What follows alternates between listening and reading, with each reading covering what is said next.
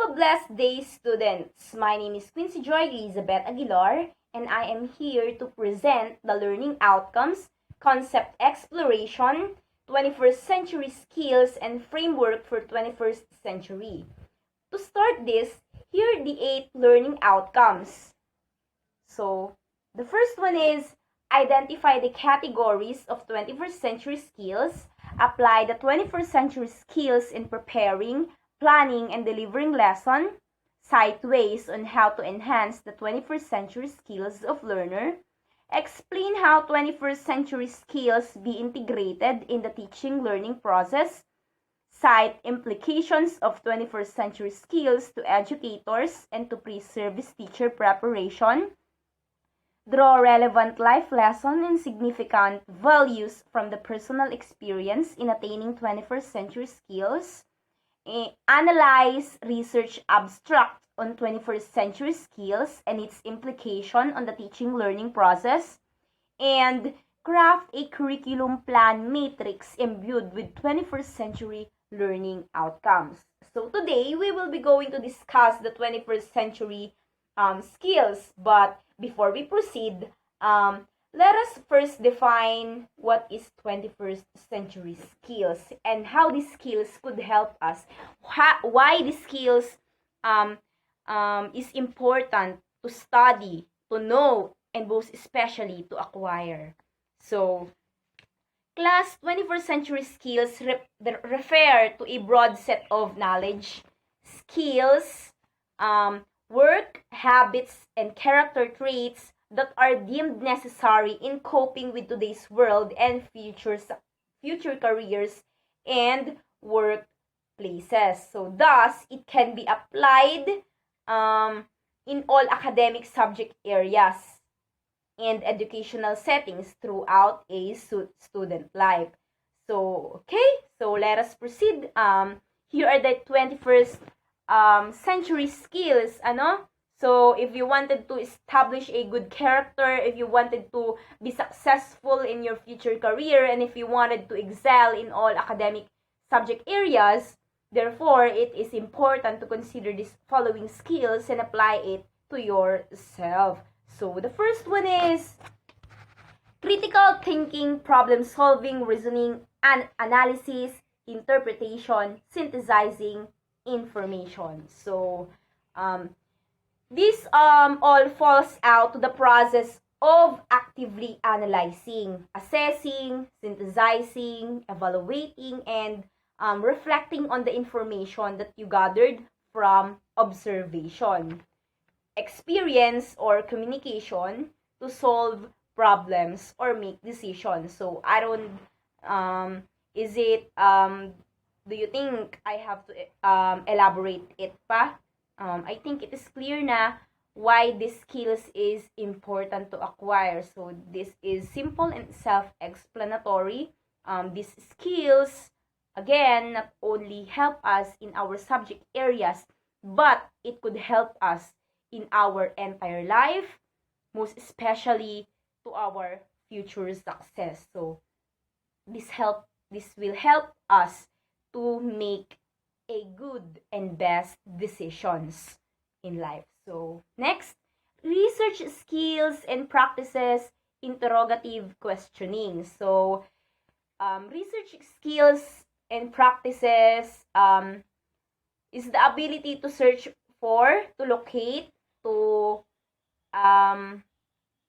extract, to organize, evaluate, and use or present information that is relevant in a particular topic, while interrogative questioning is asking a direct question. So, in short, interrogative questioning requires an answer. And as a student and future educator, these skills helps us to gather information or knowledge effectively.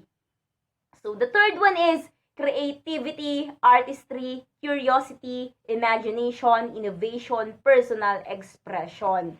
So, these skills falls out on widening our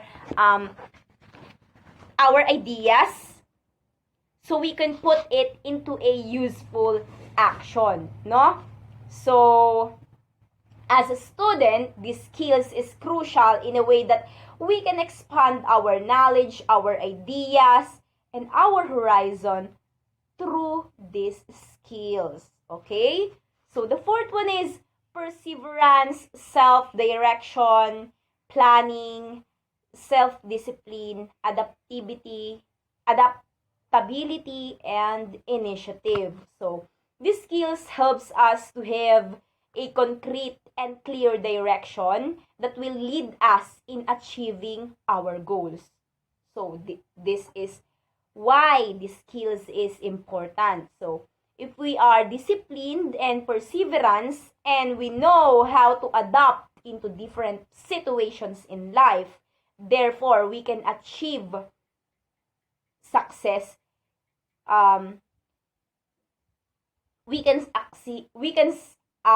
Achieve success in life.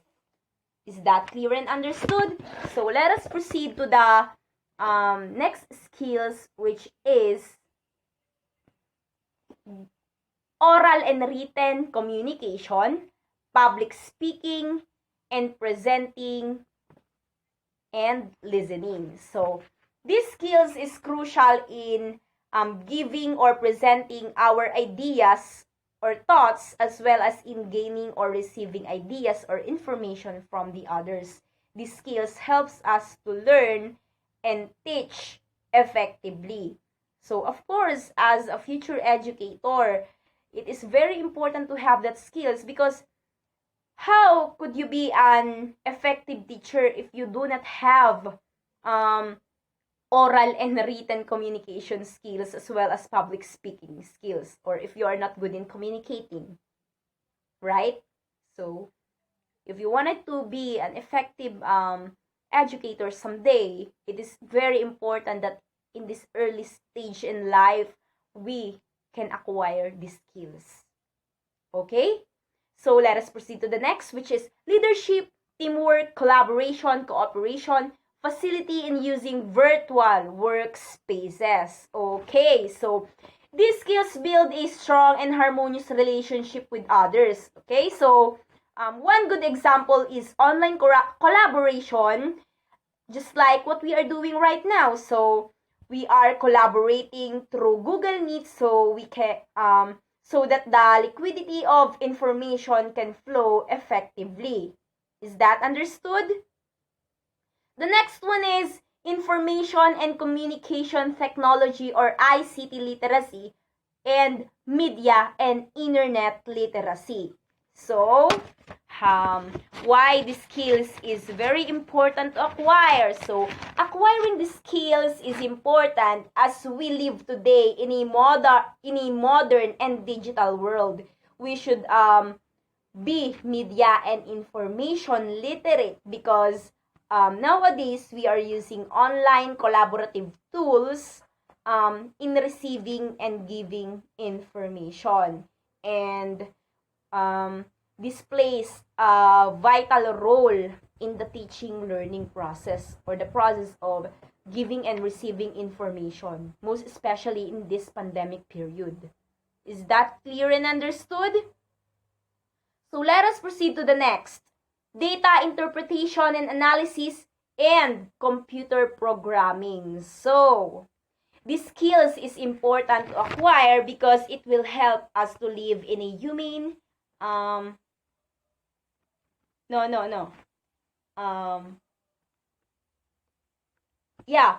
this skills is very important as we live today in a modern world. So as a student, we should know how to interpret data, how to interpret some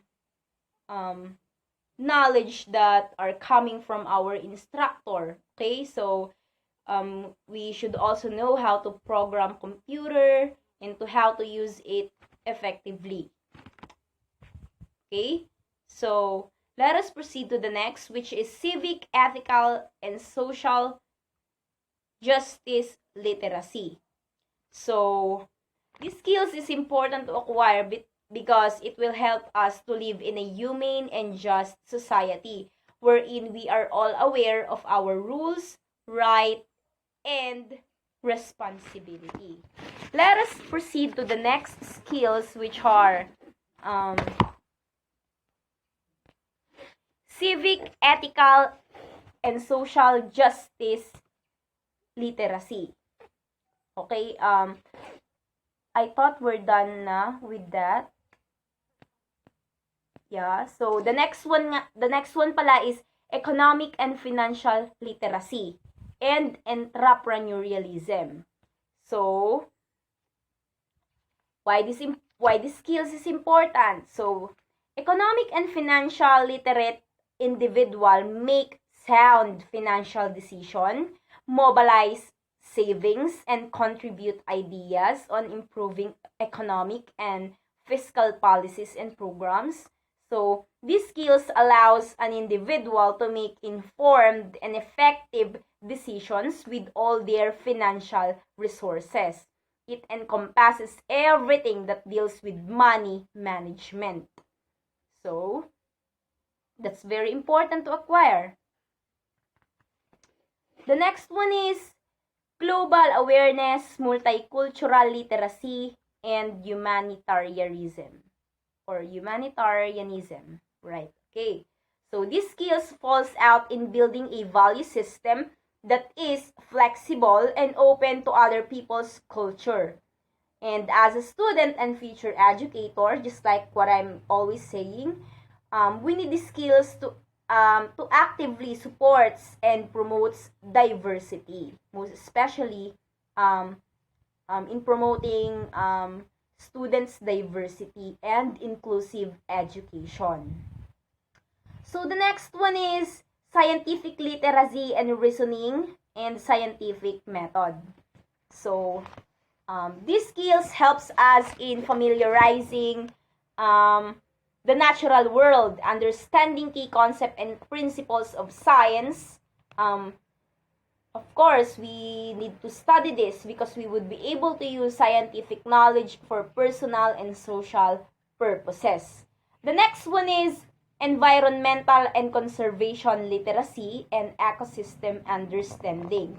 So, through acquiring these skills, we would be able to make a responsible decision in considering our relationship to natural systems, community, and future generations. As a student, these said skills will help us to develop and expand our critical thinking skills and prepares us for citizenship. Is that clear and understood? So let us proceed to the next one, which is health and wellness literacy, including nutrition, diet, exercises, and public health and safety.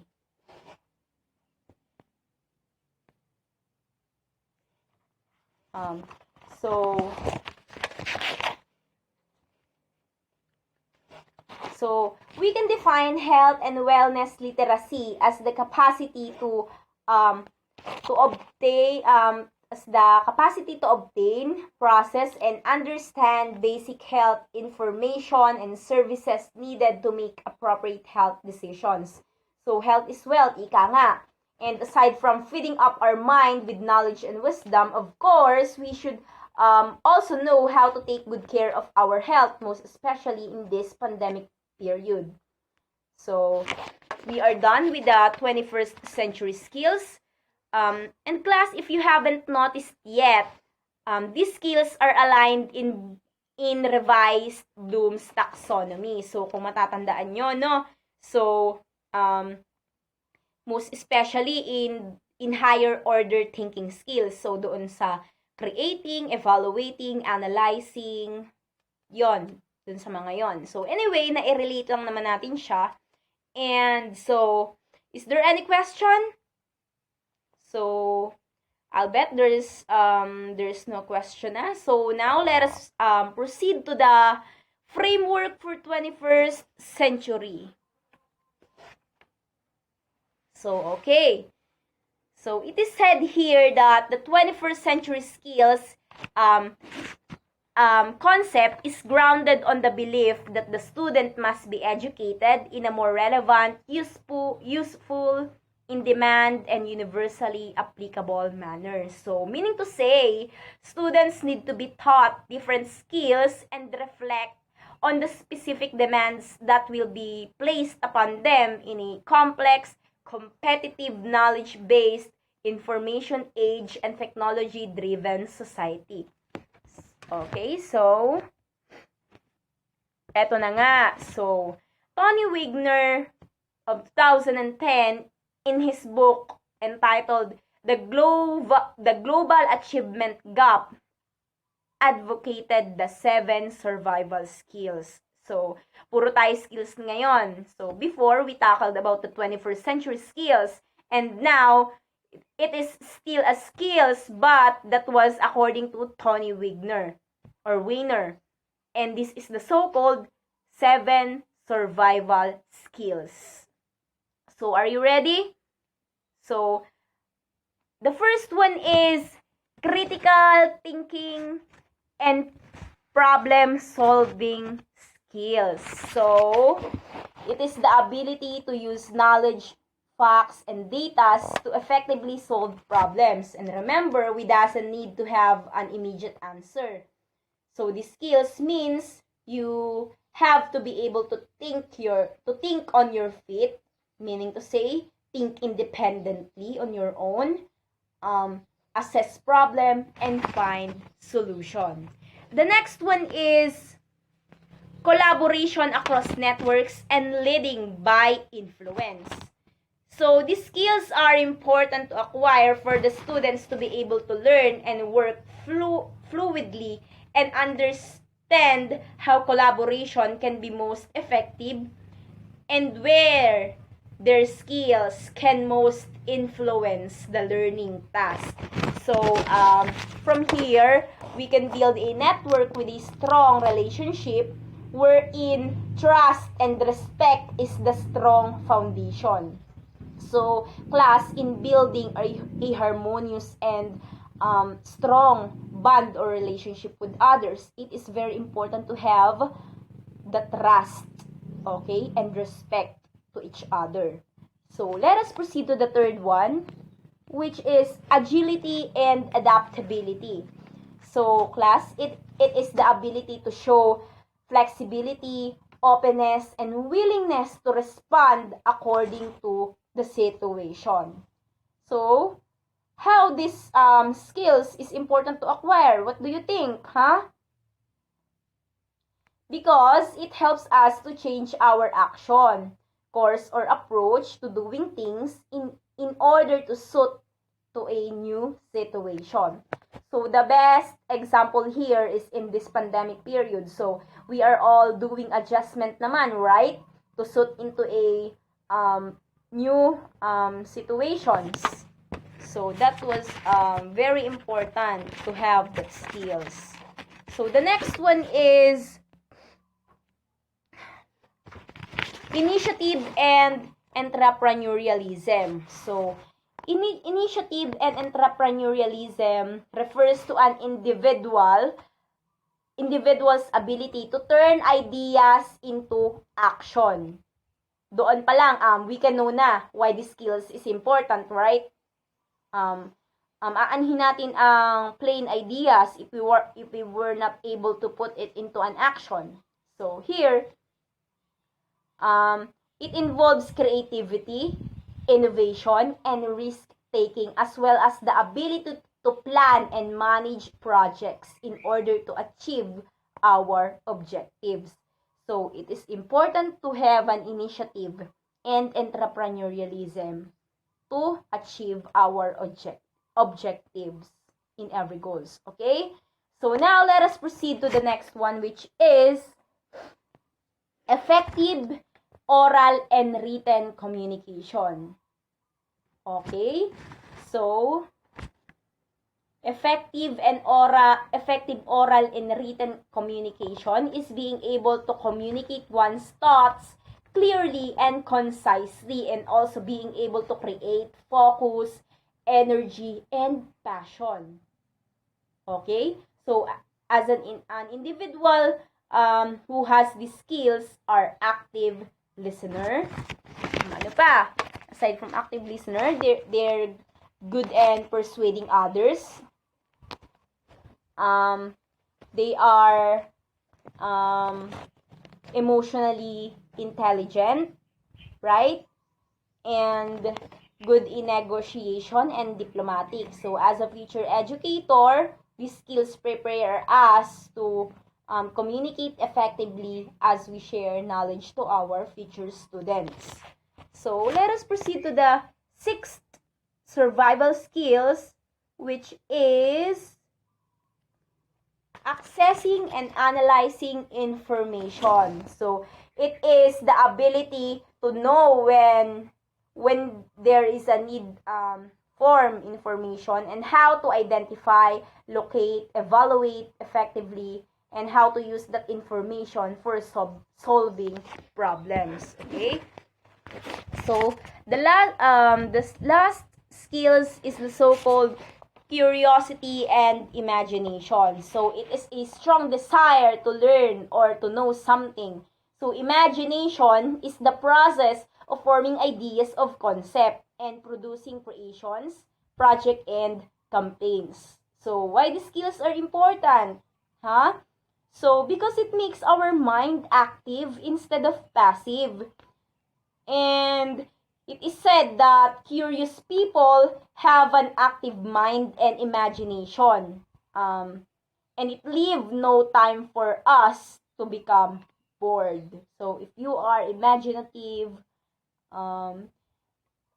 may iwasan nating mabored, 'di ba? Ganun yung mga taong curious and mahilig mag-imagine. Kahit for example, tahimik lang sila but we don't know what's going on in their mind. We have no idea, right? What's forming, what's revolving around their mind. So, to end this lesson, let me define or let us give a clarity what is 21st century skills, okay? So, the term 21st century skills refer to certain core competencies such as collaboration, digital literacy, critical thinking, and problem solving that schools need to teach the students for them to thrive in today's world. So, for the students to be able to survive, to fight in this world, to excel in different areas. So, it is very important. It is crucial for the schools to teach these skills to the students and help your students acquire these skills that would help them in all subject areas, in their future career, and in their entire life. So, I hope that you learned a lot from this topic. So, again, my name is Quincy Joy Elizabeth Aguilar from Bachelor of Secondary Education, major in English. Thank you everyone for listening and viewing.